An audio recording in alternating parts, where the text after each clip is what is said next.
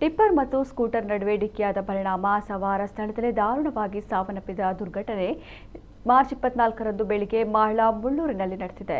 45 ವರ್ಷದ ನವೀನ್ ಬಜಗೋಳಿ ಮೃತ ದುರ್ದೈವಿ. ನವೀನ್ ವೆಲ್ಡಿಂಗ್ ಕೆಲಸ ನಿರ್ವಹಿಸ್ತಾ ಇದ್ದು ಹಾವು ಹಿಡಿಯುವ ಕೆಲಸವನ್ನ ಮಾಡ್ತಾ ಇದ್ರು. ಎಲ್ಲಿಯೋ ಹಾವು ಹಿಡಿದು ಕಾಡಿಗೆ ಬಿಡಲೆಂದು ಹೋಗುತ್ತಿರುವಾಗ ಈ ಅವಘಡ ಸಂಭವಿಸಿದೆ. ಪರಿಣಾಮವಾಗಿ ನವೀನ್ ಸ್ಥಳದಲ್ಲೇ ಕೊನೆಯುಸಿರೆಳೆದಿದ್ದಾರೆ.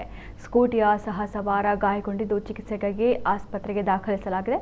ಘಟನಾ ಸ್ಥಳಕ್ಕೆ ಕಾರ್ಕಳ ಗ್ರಾಮಾಂತರ ಪೊಲೀಸರು ಭೇಟಿ ನೀಡಿ ಪರಿಶೀಲನೆ ನಡೆಸಿದ್ದಾರೆ.